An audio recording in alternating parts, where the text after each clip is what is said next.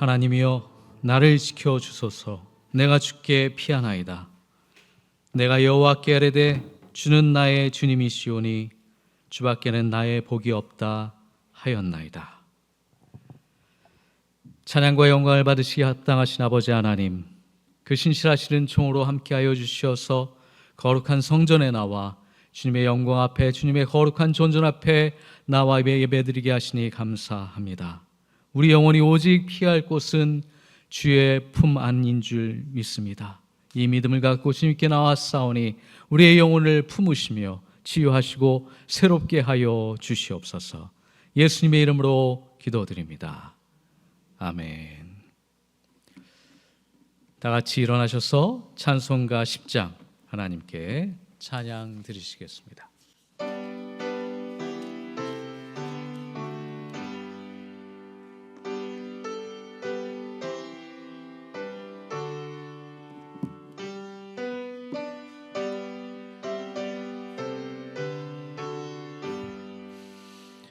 전능왕 오셔서 주 이름 찬송케 하옵소서.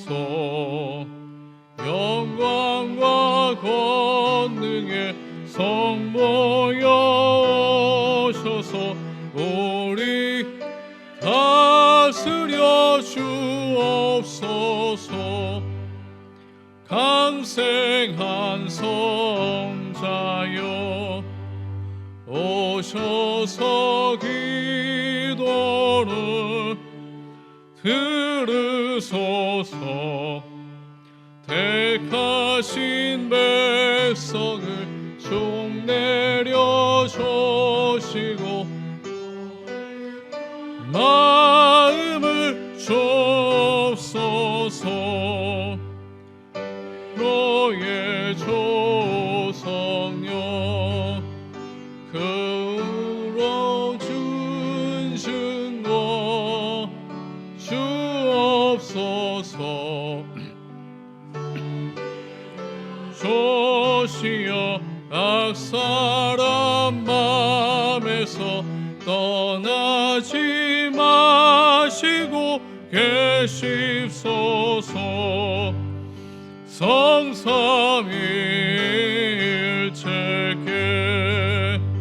한없는 찬송을 드립니다. 영리한 조 영광 중 배웠고 영원 모시게 하옵소서. 아멘.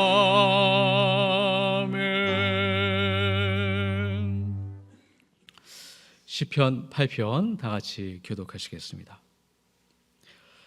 여호와 우리 주여, 주의 이름이 온 땅에 어찌 그리 아름다운지요. 주의 대적으로 말미암아 어린아이들과 젖먹이들의 입으로 권능을 세우시며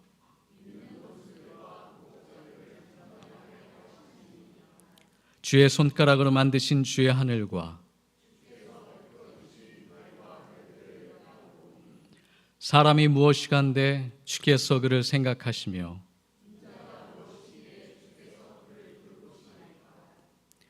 그를 하나님보다 조금 못하게 하시고 주의 손으로 만드신 것을 다스리게 하시고 만물을 그의 발 아래에 두셨으니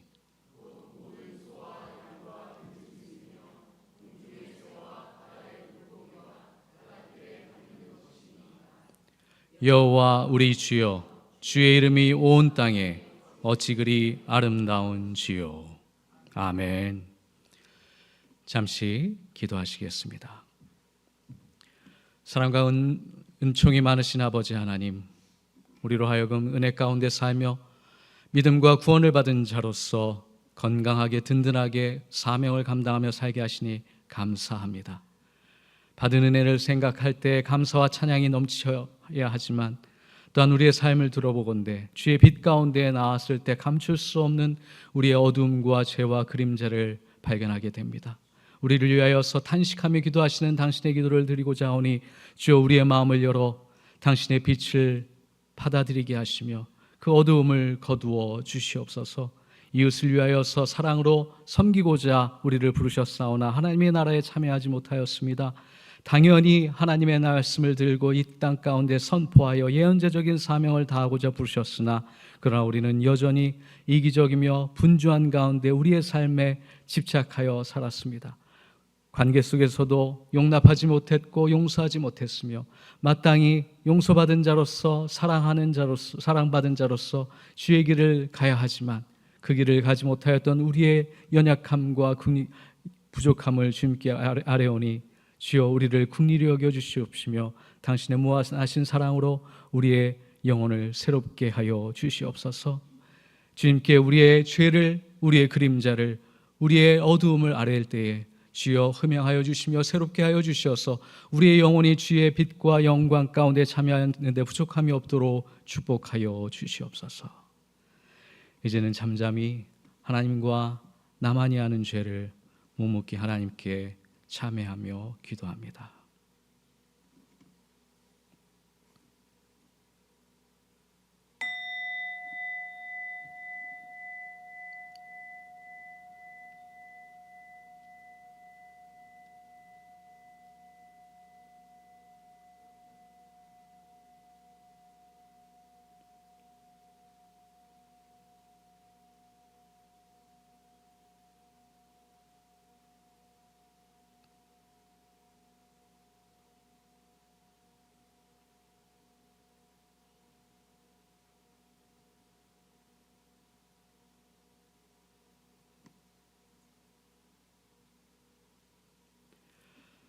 누구든지 그리스도 예수 안에 있으면 그는 새로운 피조물입니다.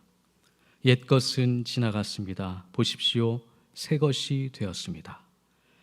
그러므로 그리스도 예수 안에 있는 사람은 정죄를 받지 않습니다. 아멘. 다 같이 사도신경으로 우리의 신앙을 하나님께 다 고백하시겠습니다. 나는 전능하신 아버지 하나님, 천지의 창조주를 믿습니다. 나는 그의 유일하신 아들 우리 주 예수 그리스도를 믿습니다.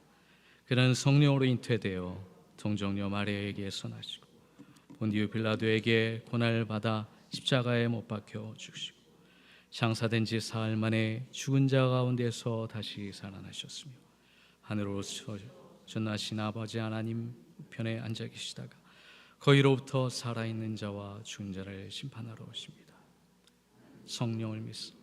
거룩한 성도의 교통하는 것과 죄를 사하여 주신 것과 영생을 믿습니다. 아멘. 주님의 성령 하나님께 찬양 드리시겠습니다.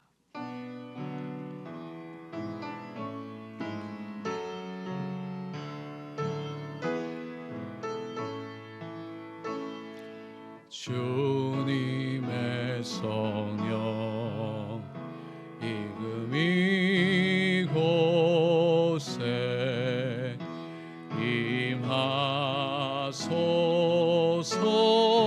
임하소서 임하소서. 주님의 성령 주님의 성령 지금 이곳에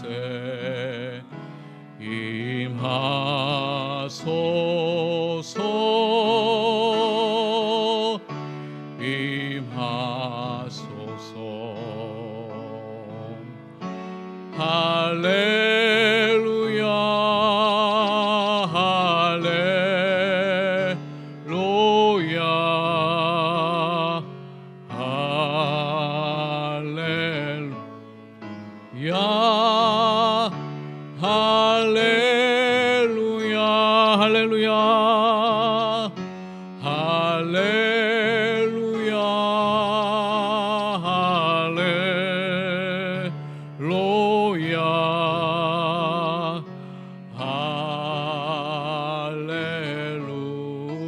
할렐루야 할렐루야.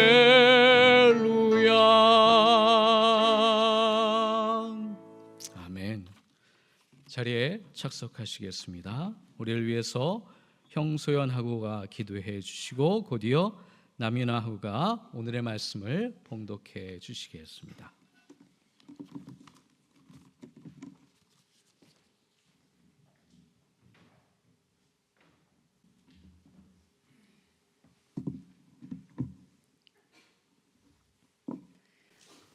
사랑과 은혜가 풍성하신 하나님, 가을의 아름다움과 풍요로움 속에서 오늘도 저희를 주님의 성전에 모이게 하시니 참으로 감사드립니다. 선선한 바람과 가을빛으로 물든 자연을 통해 주님의 위대하심을 느끼며 계절의 축복을 누릴 수 있음을 기뻐합니다. 이 시간 우리의 마음을 열어 주님께 온전히 나아가며 주님이 크신 사랑과 베푸신 은혜를 더욱 깊이 깨달을 수 있도록 인도하여 주시옵소서. 주님, 저희의 삶 가운데 여러 가지 염려와 걱정들이 있지만 주님께서 우리의 길을 비추어 주시고 모든 계획이 주님의 뜻 안에서 이루어짐을 신뢰하며 나아가게 하시옵소서. 또한 주님의 평강이 우리의 마음을 다스리시고 예배를 통해 다시금 새로운 힘과 소망을 얻게 하옵소서. 우리 대학 학생들, 교수님들, 그리고 모든 교직원들을 주님의 손에 맡깁니다. 이들이 진리와 배움을 추구할 때 주님의 지혜로 충만하게 하시고 그 길에 함께 하셔서 더욱 겸손히 배우고 섬기는 마음을 주시옵소서. 우리가 배운 지식이 세상을 밝히고 주님의 사랑을 실천하는 도구가 되게 하여 주시옵소서. 이 시간에도 병마와 싸우고 있는 교인분들이 있습니다. 그들을 주님께서 기억하여 주시옵고 몸과 마음에 주님의 치유의 손길이 함께하여 주시옵소서. 고통 속에서도 희망을 잃지 않도록 주님의 따뜻한 손으로 감싸주시기를 간절히 기도드립니다. 또한 그들을 돌보는 의료진에게도 지혜와 강건함을 주셔서 지치지 않고 사랑과 헌신으로 환자들을 섬길 수 있도록 도와주시옵소서. 특별히 이 시간 우리 사회가 직면하고 있는 의정 사태로 인해 어려움을 겪고 있는 많은 이들을 위해 기도드립니다. 사회적 갈등과 혼란 속에서 힘들어하는 국민들을 주님께서 위로해 주시고 대화와 이해를 통해 하루빨리 이 문제가 해결되게 하여 주시옵소서. 주님의 지혜와 사랑으로 올바른 결단과 해결책이 마련되도록 인도하여 주시기를 간절히 원합니다.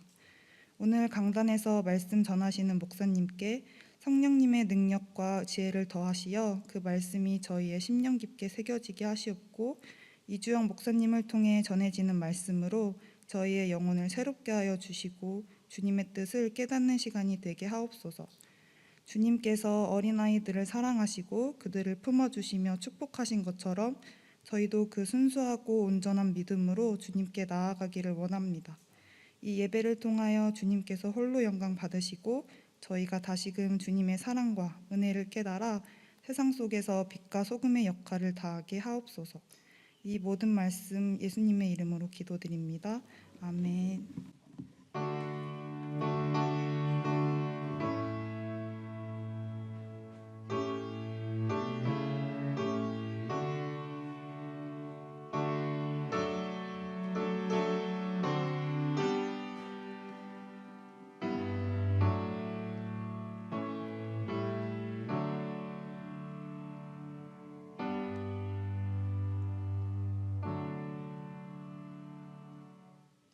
오늘 우리에게 주시는 하나님의 말씀은 마가복음 10장 13절에서 16절까지입니다. 사람들이 어린이들을 예수께 데리고 와서 쓰다듬어 주시기를 바랐다. 그런데 제자들이 그들을 꾸짖었다. 그러나 예수께서는 이것을 보시고 노하셔서 제자들에게 말씀하셨다. 어린이들이 내게 오는 것을 허락하고 막지 말아라. 하나님 나라는 이런 사람들의 것이다. 내가 진정으로 너희에게 말한다. 누구든지 어린이와 같이 하나님 나라를 받아들이지 않는 사람은 거기에 들어가지 못할 것이다. 그리고 예수께서는 어린이들을 껴안으시고 그들에게 손을 얹어서 축복하여 주셨다. 아멘. 이것은 하나님의 말씀입니다. 귀한 기도와 섬김 감사합니다.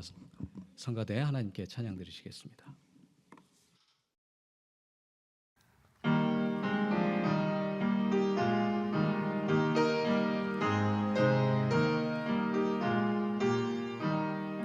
주와 같이 길 가는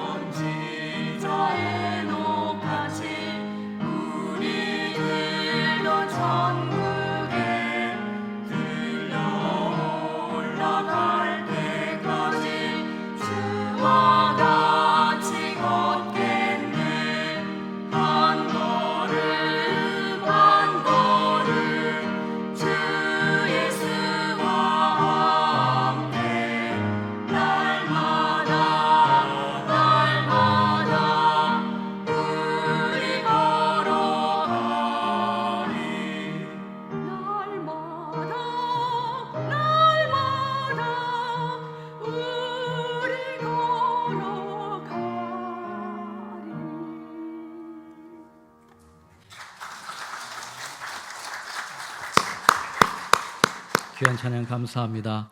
무엇보다도 여러분도 아시겠지만 우리 정순환 권사님 수술 마치시고 건강한 모습으로 다시 성가대를 섬겨주셔서 얼마나 감사한지 모릅니다. 무엇보다도 오늘 선곡에 특별한 의미가 있다고 생각을 하는데 맨 마지막 가사 들리셨죠? 예, 날마다 날마다 우리 걸어가리. 걷는 게 얼마나 큰 축복이고 감사의 제목인지를 권사님도 이번에 느끼셨겠지만 우리에게도 같이 그 믿음의 고백을 나눠주셨습니다. 다시 한번 이 자리를 빌어서 감사를 드립니다. 축하의 박수 보내주시면 어떨까요? 네, 감사합니다, 권사님. 네, 감사합니다. 계절의 변화가 아주 뚜렷하게 느껴집니다. 그죠? 오늘 예배도 참여하시면서 좀 변화가 느껴지시는지 모르겠습니다. 예배 순서를 조금 변경이 됐습니다. 작은 부분이 변경이 됐는데 모든 예배의 순서는 신학적인 근거를 배경으로 합니다. 우리 기독교가 가지고 있는 하나님을 향한 신학적인 고백들이 이 예배 순서 모든 순서에 다 embedded, 배어져 있어요. 저희가 가지고 있는 기존의 예배 순서도 훌륭하지만 제가 혹은 우리가 같이 원주연세의료원대학교의 정체성 그리고 선교적인 특수성을 고려하면서 이 부분은 조금 더 강조되거나 새롭게 접근하면 좋겠다라는 차원에서 예배 순서를 좀 바꿨습니다. 핵심은 사도신경의 위치입니다. 그죠? 사도신경의 위치가 아래로 내려가 있죠. 무엇과 변경이 됐냐? 참회의 기도랑 바뀌어져 있습니다. 신앙 고백이라고 하는 것, 특별히 사도신경이라고 하는 것은 여러분도 아시겠지만 기독교 역사에 있어서 엄청난 사건으로 인해서 빚어진 오늘날 우리에게 남겨져 있는 신앙의 유산이죠. 이것을 같이 고백한다고 하는 것은 역사적으로 어느 시제에는 목숨을 걸고 내 인생을 걸고 고백했던 사도신경입니다. 여기까지는 우리가 구원의 놀라운 은총과 신비를 나의 것으로 삶은 자에게 나누어지는 축복이죠. 고백입니다. 근데 그 전에 우리가 반드시 거쳐가야 되는 신학적으로 중요한 고백이 있어요. 그게 무엇이냐? 나의 죄, 나의 어두움, 나의 그림자를 하나님께 내어드리고 그것이 하나님 안에서 십자가로 인하여서 용서받았다, 사죄의 은총을 경험했다라고 하는 이 놀라운 사건을 경험한 사람만이 구원의 은총을 누릴 수 있는 겁니다. 그런 사람들이 모여서 교회가 됐고 그 교회가 모여서 믿음의 고백을 제정한 것이 사도신경이죠. 이렇게 신학적인 프레임이 절차가 있다는 사실이고요. 그 뚜렷한 절차와 신앙 고백을 이 예배 포맷에 담고자 합니다. 퍼머넌트, 영원한 건 아닙니다. 제가 서두에도 말씀드렸다시피 우리의 예배에 우리의 목회적인 특수성, 이 독립성에 있어서 조금 더 나은 방법이 있으면 조금씩 바꿔가면서 최적의 형태를 찾아가려고 합니다. 근데 제가 이 예배를 여러분과 같이 드리면서 여러분과 하나 나누고 싶은 중요한 고백이 있어요. 그것은 무엇이냐? 여러분은 예배의 팔로워가 아니라는 사실입니다. 월십 팔로워가 아닙니다. 여러분들은 스스로 예배자입니다. 그러니까 앞에 나와서 인도하시는 분이 물론 영적인 권위가 있고 기관적으로 제도적으로 역사적으로 마련한 역할이 있지만 그러나 현대적으로 우리가 예배를 드린다고 했을 때 개신교인들은 특별히 평신도들은 모두 다 하나님을 직접 경험할 수 있다는 고백에서 종교개혁이 일어난 거죠. 그렇죠? 그렇다고 한다면 여러분들은 여러분의 하나님을 지금 이 자리에서 만나야 하고 예배 드려야 합니다. 누가 시켜서 앞에서 인도를 하니까 따라가는 수동적인 예배는 더 이상 은혜롭지도 않고 의미롭지도 않습니다. 여러분의 예배를 여러분들이 드리시기 바랍니다. 그러기 위해서는 몇 가지 도움이 필요합니다. 첫 번째는 제가 이 앞에 나와서 안내를 할 때 혹은 송 목사님이 나와서 안내를 할 때 가능한 한 안내하는 멘트를 최소화하는 게 좋습니다. 왜요? 안내자가 아니거든요. 그냥 인도자 명칭을 좀 정확하게 할 필요가 있겠습니다. 인도자라기보다는 안내자에 가깝겠죠. 여러분들이 인도하는 것이 아니라 하나님께로 어쇼 하는 거죠. 그러니까 가능한 한 무언가를 멘트를 듣고서 따라하는 것이 아니라 주보가 나와 있으면 주보에 따라서 여러분 각자의 예배를 하나님께 드리시면 좋겠습니다. 그런 의미에서 처음에 나와서 우리 송 목사님과 찬양팀이 앞에 나와서 찬양을 하는데 조금 우리가 이렇게 조심해야 되는 표현이 준비 찬양이라는 표현이 있습니다. 이게 한국에만 있는 아주 독특한 문화 중에 하나인데, 찬양의 준비가 있나요? 네, 뭐 문화적으로는 그럴 수 있는데 찬양에는 그 순간 내가 하나님을 만나 하나님께 기쁨과 감사, 하나님께 영광을 돌리고 싶으면 준비할 필요가 없죠. 그 자체로 찬양입니다. 따라서 앞으로 나와서 찬양대가 기도하고 찬양을 시작하면 그때부터 예배가 시작됐다라고 생각해 주시면 좋겠습니다.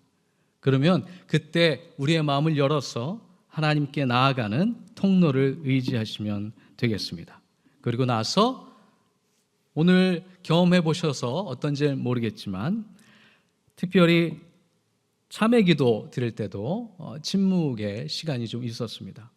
여러 면으로 이 성가대와 음악은 예배에 있어서 가장 중요한 요소입니다. 그런데 다른 한편으로 너무 많은 섬김이 있다 보니까 성가대가 자신의 예배를 드리기가 어려울 부분도 있습니다. 그런 부분들은 조금 최소화하면서 성가대도 단지 섬기러 온 것이 아니라 자신들의 예배를 드릴 수 있는 장치를 좀 마련하고자 합니다. 더불어 침묵의 시간이 좀 어려우실 수도 있을 것 같습니다. 그러나 분명한 사실은 제가 아는 한 침묵은 하나님을 만날 수 있는 가장 훌륭한 통로입니다. 기독교 2000년 역사의 수많은 성인들은 침묵 기도를 통하여서 하나님께 그들의 영혼을 내어드렸고 깊은 영적인 경험으로 또 안내받았습니다. 짧은 순간 침묵의 참회 기도 쉽지 않습니다. 그러나 처음이기 때문에 그럴 수 있고요. 앞으로는 그 침묵을 통하여서 우리에게 경종을 울리시며 침묵을 통하여서 말씀하시는 하나님께 우리의 영혼을 있는 그대로 또한 나가셨으면 좋겠다는 생각을 갖습니다. 그렇게 새로 계절에 또한 새로운 예배 포맷으로 크진 않지만 같이 예배에 동참해 주시면 감사하겠습니다. 아이를 위한 나라는 있다라고 하는 제목으로 말씀의 은혜를 나눕니다. 지난주인가요? 한국은행장이죠. 이창용 씨가 서울대학교에서 강연을 했는데 그게 좀 화제가 됐습니다. 한국 경제를 고민하시는 분이죠. 한국은행이 어떻게 결정하느냐에 따라서 우리나라 경제가 방향을 잡습니다. 그렇죠? 적어도 2, 3개월의 방향성은 잡아가죠. 근데 한국 경제를 보면서 이 발전하고 체질 개선을 해야 된다는 필요성을 오랫동안 고민해 왔다고 합니다. 되게 이상한 병리적인 현상이 한국 경제에 있는데 그게 무엇이냐라고 하면 부동산 시장이라는 거예요. 부동산 시장이 우리나라의 경제 구조를 건강하게 만드는데 가장 이상한 형태 혹은 병리적인 현상으로 걸림돌이 된다라고 결론에 이르렀다고 합니다. 그러니까 한국 경제가 보다도 발전하기 위해서 건강하게 성장하기 위해서는 이 부동산 문제가 어느 정도 해결이 돼야 된다라고 보는 것이죠. 근데 그 원인을 분석해 봤더니 재밌는 분석을 내놓으셨어요. 그게 뭐냐? 강남 불패라고 하는 신화가 극복돼야 된다는 거예요. 이 강남 불패라고 하는 신화 때문에 한국 경제가 골병을 앓고 있다. 부동산 시장이 정상적이지 않다라고 분석을 해낸 것이죠.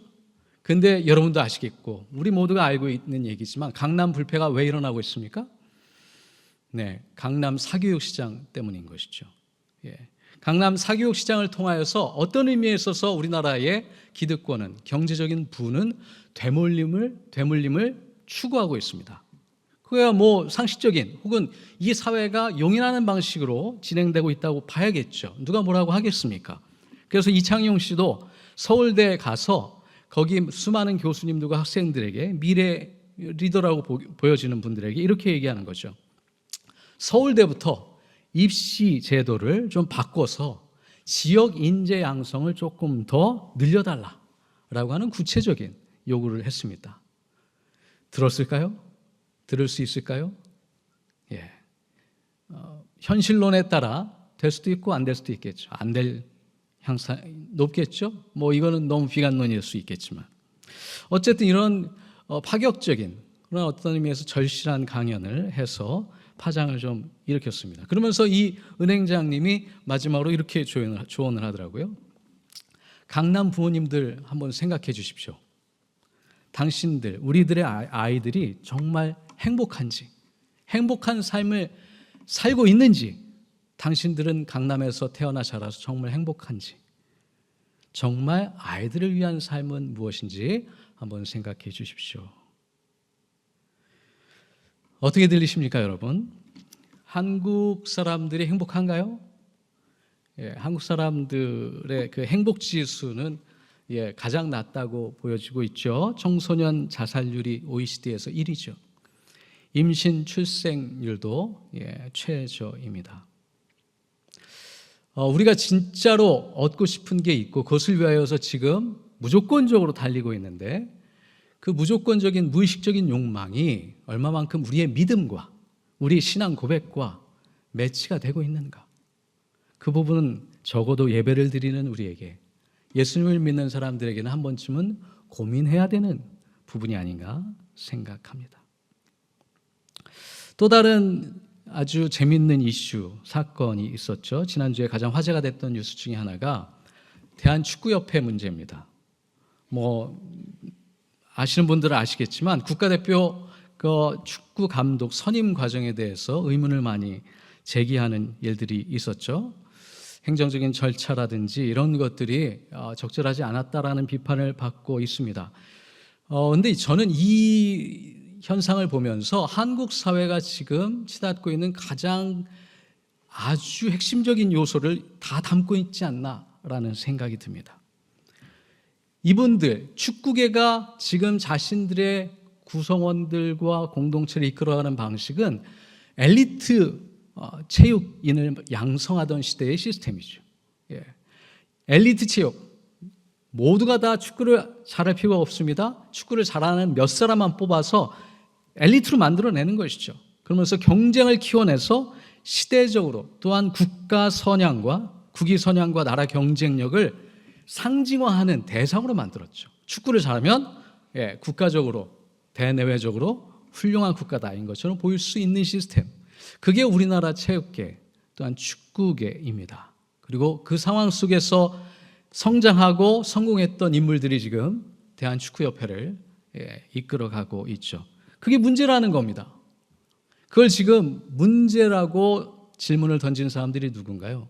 축구는 축구하는 사람들의 전유물이 아니라 축구를 응원하고 축구를 통하여서 나라를 사랑하게 되는 모든 사람들의 것이다 라고 얘기하고 있는 일반 대중들 혹은 그런 사람들이죠. 그러니까 지금 좀 다른 형태의 대상들이 축구를 바라보고 있는 것이죠. 어떤 분들은 엘리트 중심으로 해서 이 사회가 이끌어가줘야 된다라고 얘기하지만 다른 한편으로는 이제 선진국인데 우리도 생각하는 힘이 있고 이것을 같이 누릴 수 있는 주인의식이 있다라고 얘기하는 사람들의 부류가 충돌을 일으킨 현상이 아닌가, 그렇게 좀 크게 볼 수 있겠습니다. 그렇습니다. 한국 사회는 지난 40년, 50년 동안 엄청난 변화를 일으켰고 제가 한 번도 지난번에 말씀드렸다시피 어지러움증을 경험하고 있는 사회, 그러니까 한국 사회입니다. 미국이나 서구 유럽에서 봤을 때 한국 사회는 디즈니스가 가득한 사회다. 너무 어지럽다. 왜요? 변화의 속도가 너무 빨라서 우리의 뇌와 마음이 거기에 적응할 시간조차도 없을 정도로 빠르게 변화하고 있다라고 진단하고 있죠. 그래서 열심히 달려왔다가 어느샌가 우리도 모르게 선진국이라고 하는 이름을 달게 됐습니다. 우리의 삶이 그것을 동의하느냐 동의하지 않느냐는 좀 별개의 문제인 것 같습니다. 그게 나랑 무슨 문제인데, 우리가 선진국이 됐다는 사실이 내 삶에 얼마만큼 의미가 있는지는 사실 조금 거리감이 느껴지는 것 같습니다. 근데 분명한 사실은 한 사회가 작동하는 방식은 체질적으로 다르다는 거죠.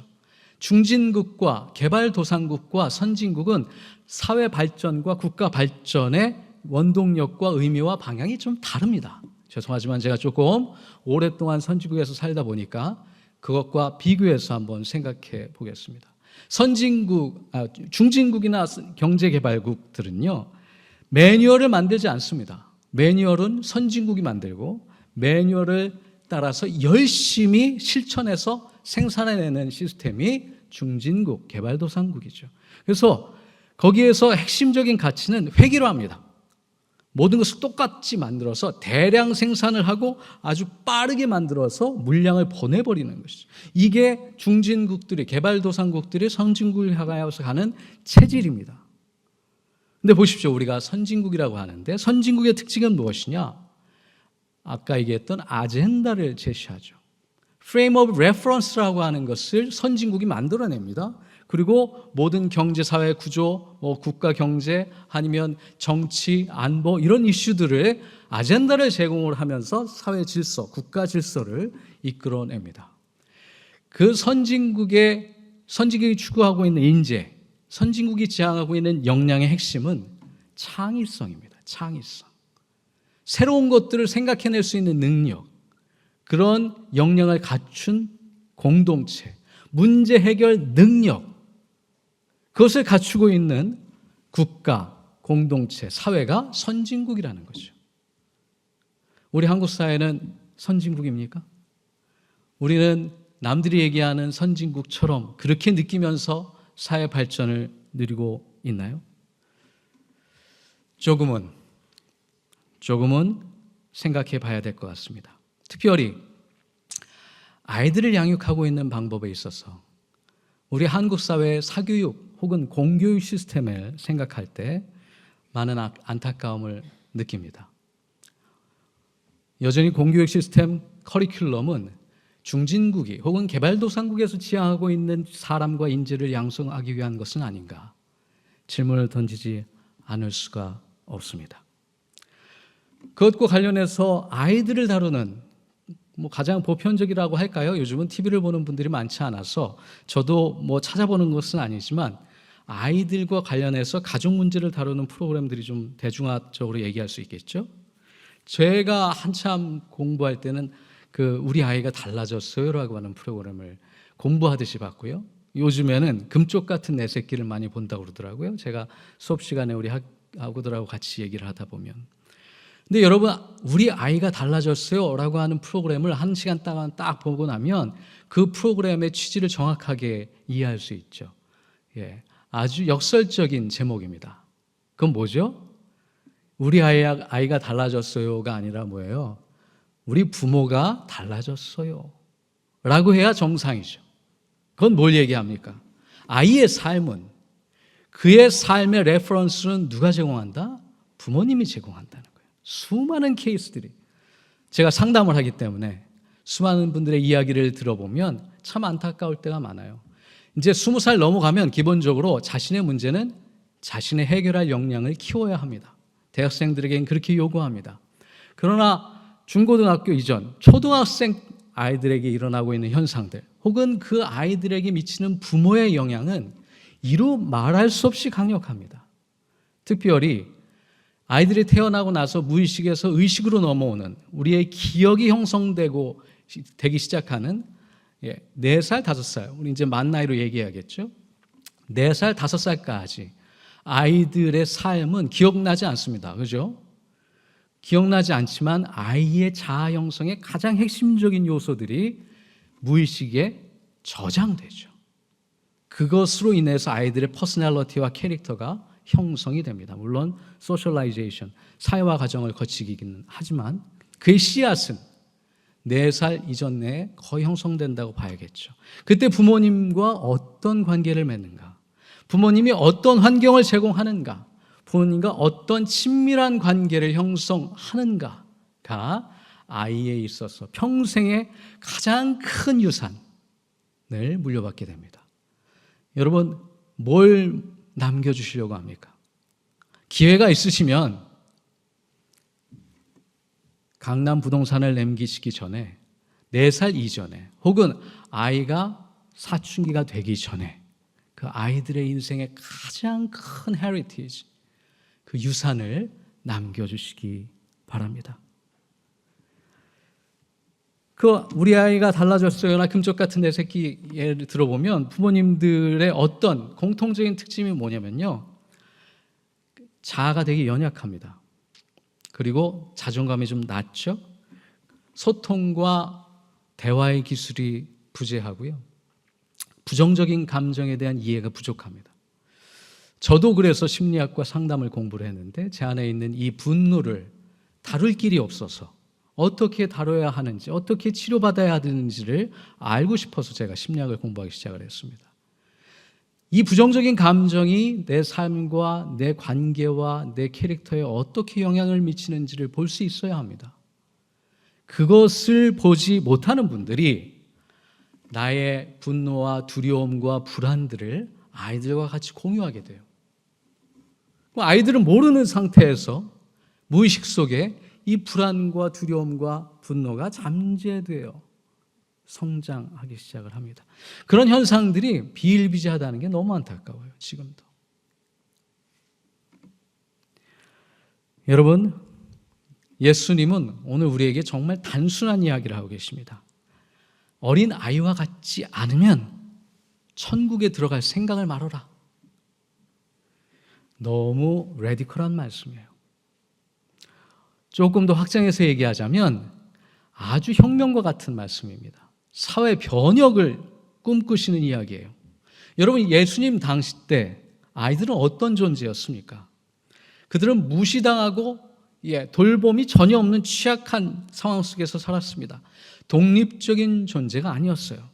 독립적인 인격체로서 존중받지 못하면서 사회의 최하층민 계급으로 살았습니다. 그럴 수밖에 없었죠. 왜요? 물론 어린 아이가 너무 일찍 죽는 유아 사망률이 높았기 때문에 그럴 수도 있었죠. 우리나라가 그것을 극복한 지도 이제 100년밖에 되진 않았습니다. 그래서 보호받고 통제받아야 되는 위치에 있을 수밖에 없는 아주 연약한 연소한 대상들입니다. 그러다 보니까 통제와 종속의 대상으로 생각을 했고요, 경제적 구조 속에서는 노동력으로도 간주가 됐습니다. 아버지가 가부장적인 시스템 속에서 경제 구조를 구축할 때 아이들의 노동을 아무 생각 없이 사용하던 시절이었죠. 자, 이런 세상 속에 예수님은 아이가 예수님께 찾아오는 것을 보고서 내버려둬라. 아이 같지 않으면 천국에 들어갈 수 없다라고 하는 아주 혁명적인 파격적인 말씀을 하시죠. 자, 잘 생각해 보겠습니다. 오늘 교회 기도해 주신 하고도 얘기를 했지만 아이들은 어떤 존재인가? 우리 대학생들이 대학에 들어와 이 시점 다 성장했죠.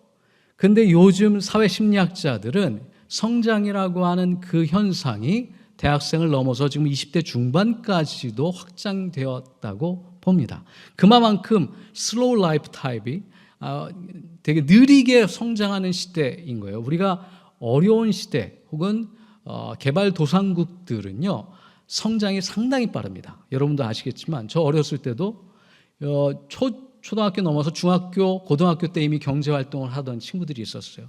먹고 살기 힘드니까 바로 경제활동 시작하면서 어른 대우를 받았죠. 저 어렸을 때는 또 그 중고등 중학생 아이들이 이 농촌에 가면 경운기를 모는 모습도 있었습니다. 근데 요즘엔 그런 모습이 없죠. 이런 것과 같은 현상이에요. 그런 상황 속에서 예수님은 아이들을 부르면서 이 아이들을 배워야 한다. 아이들이 보여주고 있는 가치, 덕목, 이 캐릭터들을 우리가 배워야 하나님의 나라에 들어갈 수 있다. 어떤 캐릭터인가요? 아이들은 순수하죠. 그죠? 거짓말하지 않죠. 어리면 어릴수록 더 진실에 가까운 이야기를 한다고 저는 생각을 합니다. 그래서 우리 애를 웃음 짓게도 하죠. 왜요? 어른이면 가면을 쓰고 얘기를 해야 되는데 가면 쓸 줄을 몰라요. 있는 그대로 얘기한단 말이죠. 투명합니다. 그러면서 어른이나 권위자가 얘기한 것을 있는 그대로 믿습니다. 받아들입니다. 수용합니다. 질문하기도 전에 이미 엄마가 이걸 해야 된다고 하면 합니다. 흙 먹지 마라. 그러면 먹지 않아요. 예. 이런 결단력과 믿음이 있고요. 겸손함이 있습니다. 낮은 마음으로 존재 자체가 이미 겸손해 있어서 내가 무엇을 했다고 해가지고 드러내지 않죠. 자기를 낮추는 모습을 아이들을 통하여서 우리는 배울 수 있습니다. 그러면서 아이들은 열려 있습니다. 무엇이든지 이 세상을 향하여 탐구할 준비가 되어 있습니다. 만약에 세상을 탐구할 에너지가 좀 부족하다고 한다면 아이들의 내면 안에 안전기지가 약하다는 증거입니다. 그 얘기는 무엇이냐? 세상에 나가서 탐험하는 에너지가 강해서 나갔다가 다시 돌아왔을 때 내가 상처를 받고 억울하고 괴롭고 힘들면 그것을 보듬어주는 대상이 있으면 아이들은 세상을 탐험하는 에너지가 강력해집니다. 그런데 돌아왔는데 세상을 탐험하고 돌아왔는데 엄마나 아빠나 혹은 프라이머리 케어기버죠. 그분들이 꾸짖거나 율법주의적이거나 도덕주의적으로 아주 경직되게 안내를 하면 아이들은요 더 이상 밖에 나가지 않습니다. 심리적으로 위축이 돼요.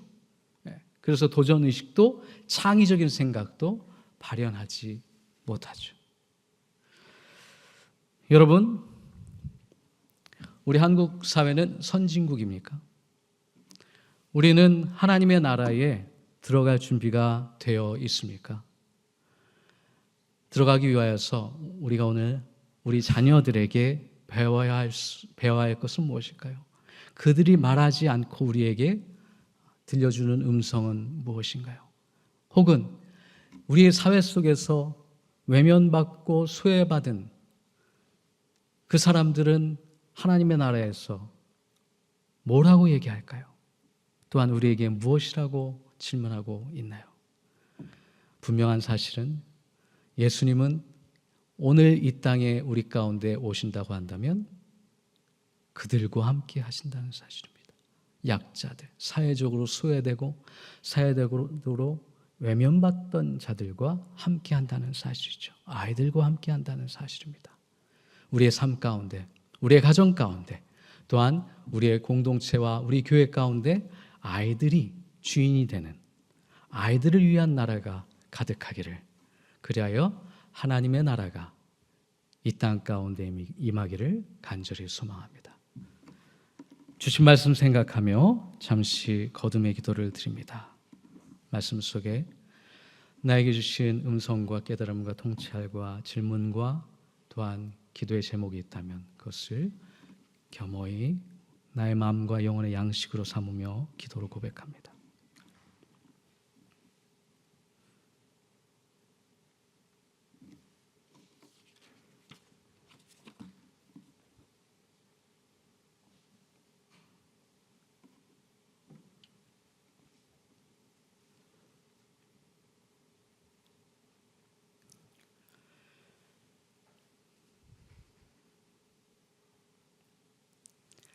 사랑의 주님, 우리를 무조건적으로 사랑해 주셔서 감사합니다. 우리는 기억하지 못하지만 부모님을 통하여서 그 사랑을 받았습니다.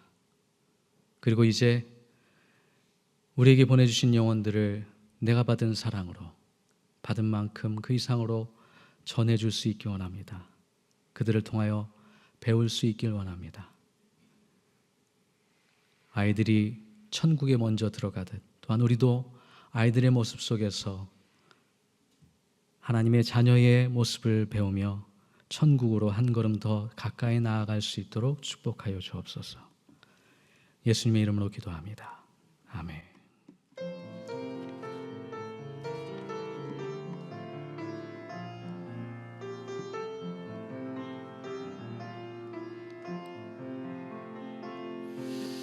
이 말씀 따라 사는 동안 지치지 않게 하시고 이 말씀 따라 사는 동안 주님 말 이루소서.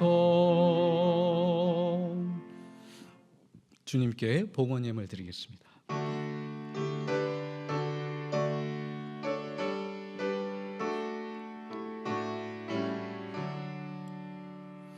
내게 있는 모든 것을 아낌없이 드리네. 사랑하고 의지하며 주만 따라 살리라. 좋게 드리네. 좋게 드리네.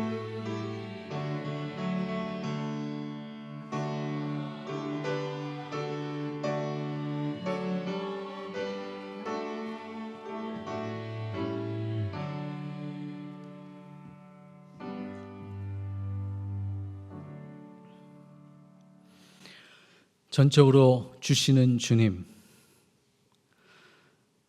당신의 구원과 은총과 사랑과 생명을 우리에게 허락하여 주셔서 감사합니다.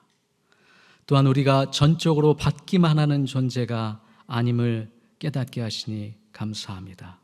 예수님의 길을 같이 걸어가며 주님께서 주셨듯 또한 우리에게 주신 것의 일부를, 시간을, 삶을, 물질을, 나의 노력을 주님께, 이웃께 올려드리며 나눠드리며 하나님의 나라에 참여할 수 있도록 은총 베풀어 주시오니 감사를 드립니다. 주님, 우리에게 주신 그 소득의 모든 일부를 주님께 올려드릴 때에 하나님 축복하여 주시며 그 손이 하는 일로 더 많은 열매를 맺게 하시고 그 손이 하나님의 나라에 참여할 수 있도록 축복하여 주시옵소서. 건강의 축복을 이어 주시옵시며 또한 감사의 제목이 더욱더 가득 찰 수 있어서 기쁨이, 또한 영적인 자유가 우리 성도님들의 삶 가운데 가득 찰 수 있도록 은총 베풀어 주시옵소서. 육체적으로 고통받고 있는 형제자매들 기억하여 주시며 늘 외면당하지 않도록, 홀로 가지 않도록 성령님 임재하여 주시옵시고 영원한 안식으로 또한 천국의 위로와 평강으로 채워주시어서 그 마음과 영혼 가운데 하나님의 놀라운 은총이 멈추지 않도록, 고갈되지 않도록 은총 베풀어 주시옵소서.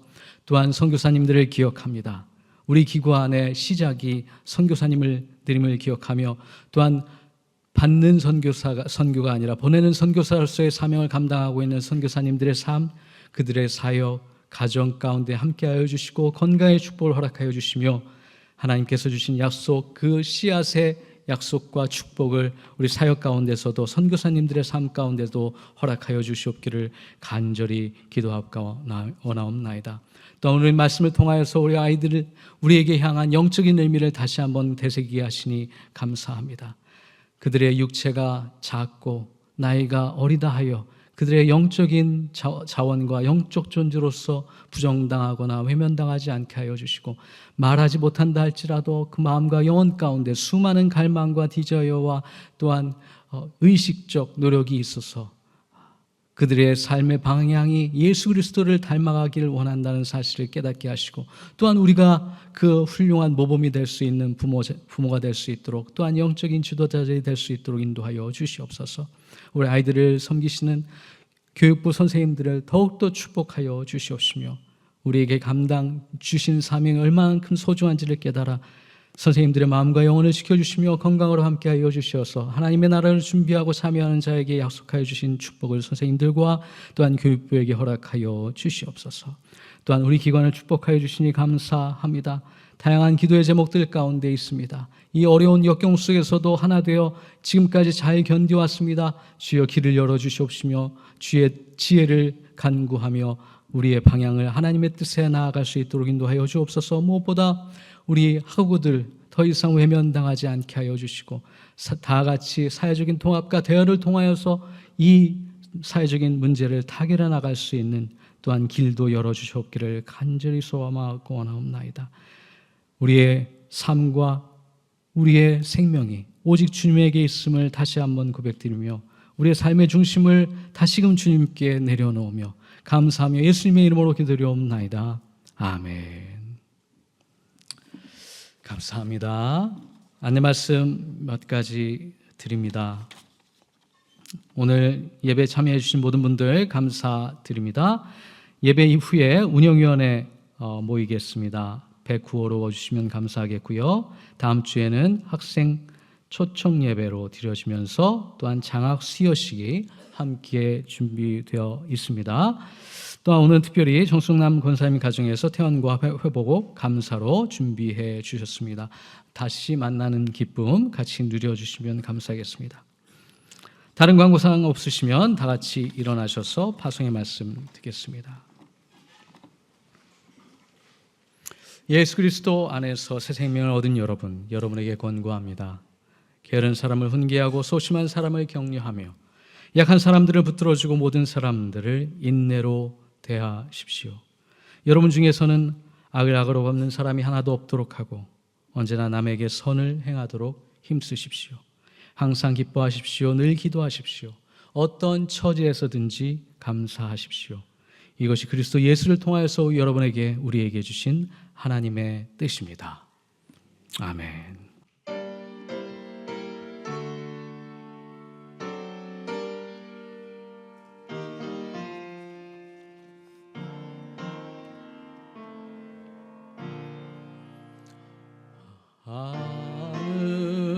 하늘에 계신 아버지 이름 거룩하사 주님 나라 임하시고 뜻이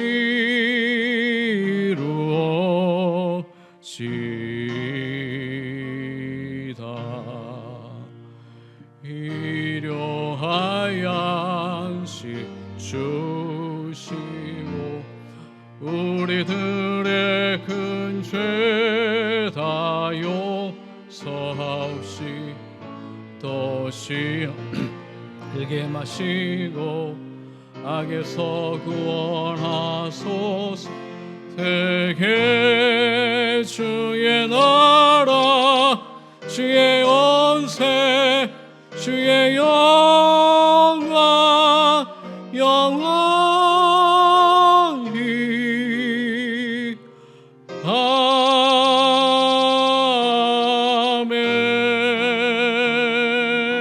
아멘. 지금은 길과 진리와 생명이 되시는 예수 그리스도의 놀라우신 은혜와 하나님의 그 크신 사랑과 성령의 위로와 치유와 회복해 하심이 어린아이와 같은 마음을 새롭게 하여 천국에 참여하고 내 주변인들과 같이 그 천국을 만들고자 다짐하고 결단하는 사랑하는 모든 성도들 가운데 원주 연세의료원의 리더십 가운데 영원히 함께 하시옵기를 간절히 축원하옵나이다. 아멘.